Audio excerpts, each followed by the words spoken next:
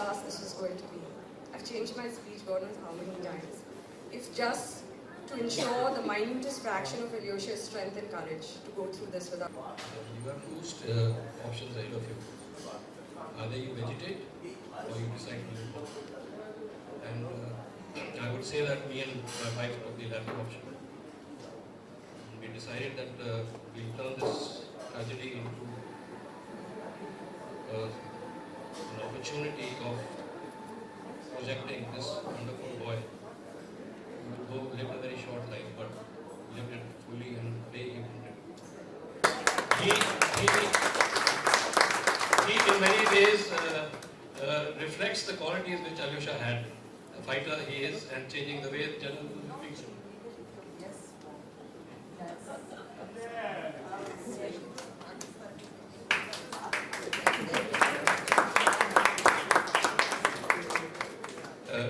So in the course, I must thank my secretary in office, Praveena Balakrishnan. She is not here, who actually typed the whole script.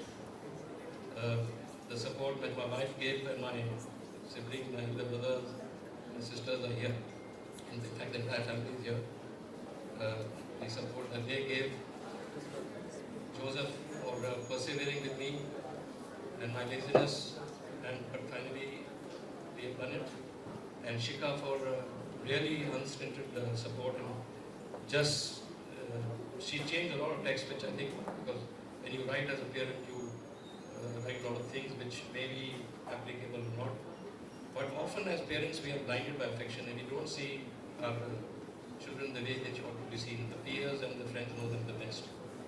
And also Satyajit and another roommate of Alyosha, Arun, Kumar, though they didn't actively assist in writing the book, but they were always in the back of my mind with their unstinted support, because I knew that I had their moral support. So that's how the book came about, and I thank all those who actively or passively helped me and contributed in bringing this into a reality. Thank you. Wide open smile that always feels like a warm hug. Thank you for sharing him with us. He is perhaps the most special person that I have ever met and ever will meet. I knew him first as the person that introduced us, but slowly we built our own equation, talking about everything: books, relationship, faith, the sacred and the profane, his philosophy and feeling. I reread a few of his emails from 2004 and 2006, and they often made me teary at his wisdom, but they always made me laugh, and I really wish that I had. We both shared a love for Delhi, which he called his winter town. I remember walking with him once. They were sweet and precious moments, innocent and tender, and even sweeter in retrospect. I also loved how Alyosha used language. He was fun. And he says that please a copy of the book for me too. Thank you. For the years we were in college together, and he was my roommate for 4.5, 5 years of that time. And he had a deep impact on my life. His passing had a dramatic and deep impact on my life. And it took me a long time to deal with it in its course. And I remember speaking with Sir Arnab a great deal those years. So I can imagine where this book is coming from, and a lot of the stories I've just been looking through it now and are familiar to me. I think of Alyosha now also, even now I think of him often. Over time, I guess what you remember is less clear, in terms of chronological concept of events or things. But you kind of remember, I think, maybe a spirit of a person or what you could sense from someone. And I remember Alyosha being just a very passionate and certain spirit. And sometimes I find myself asking when I'm asked whether something is right or wrong, whether academically or morally or whatever, I find myself looking for cues. I don't remember him ever having to look for the cue about that. Equally, I remember him being a very mischievous, irreverent, troublesome guy, and it was great because, you know, if there's one thing we need, perhaps it's more people to ask troublesome questions. I don't think we have enough, and exactly.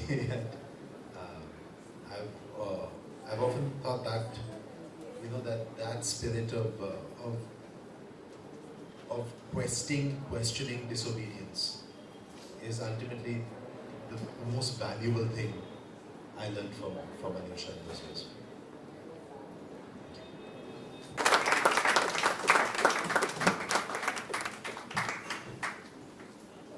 Mobile sir इससे तो बहुत बढ़िया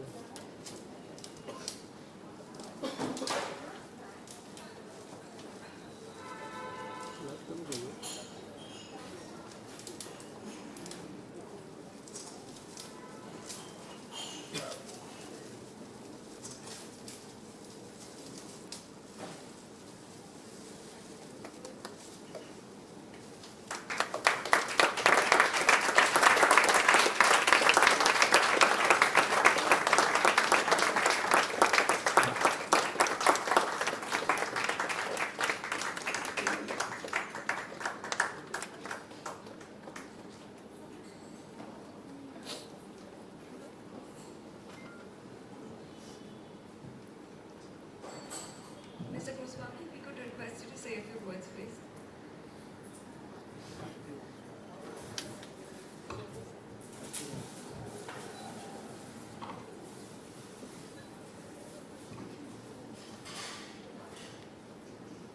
Commodore Arun, Kumar and Ms. Deepa Kumar, Satyajit, everyone here, Prabhaji, and a lot of people who I know, a lot of people I'm meeting for the first time.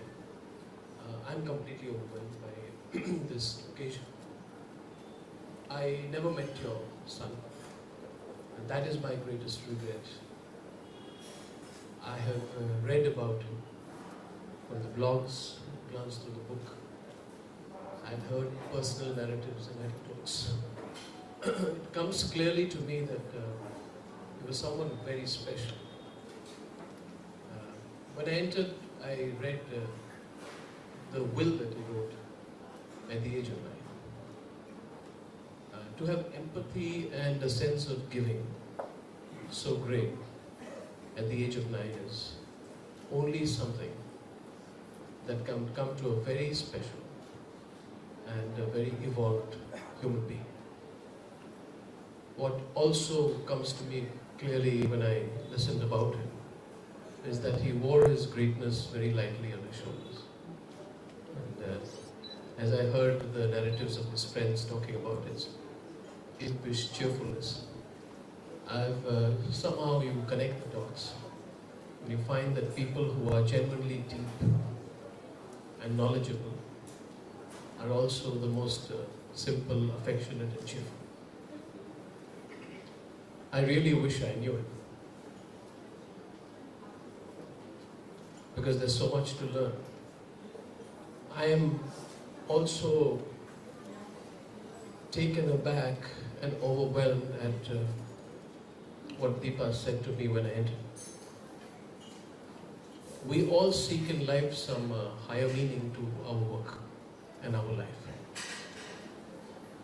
I wonder how these incidents happen in our country.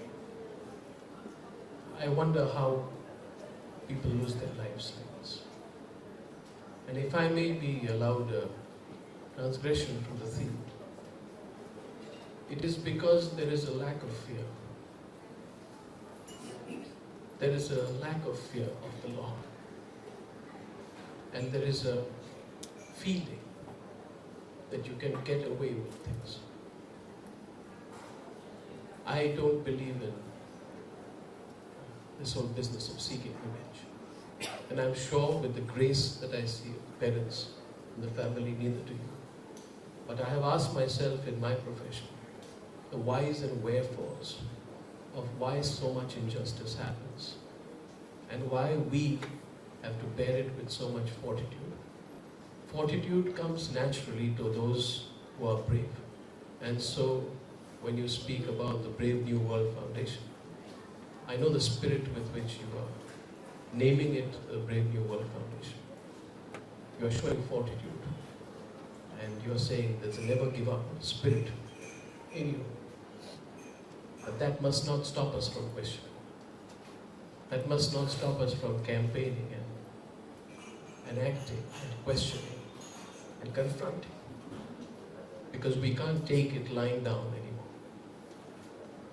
I heard that Alyosha would ask a lot of questions. It makes me feel even more terrible about not meeting him. At least he was a kindred spirit. He would be like a nice younger brother to me. Maybe he would ask me some questions back.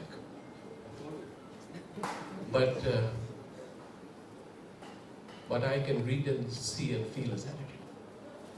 And I personally feel a sense of loss. That such a wonderful, evolved, and special and spiritual human being was taken away from us. And Prabhaji, I know the emotion that you were overwhelmed by. But sometimes you feel emotion without meeting them. That's what I feel today. And I will in my way. I'm promising you today, we're starting a new organization, a new media. We will actively work with you. And I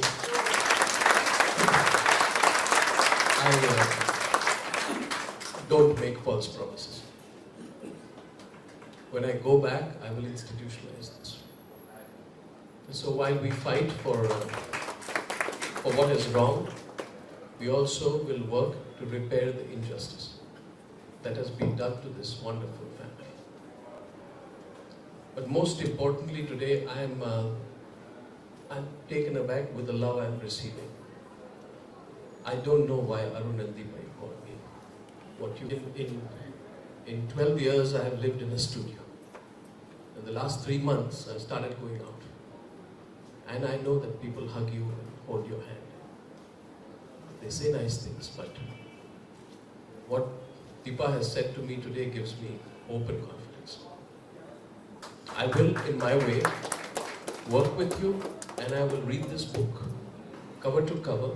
I will remain connected to you, to the Brave New World Foundation, and with you.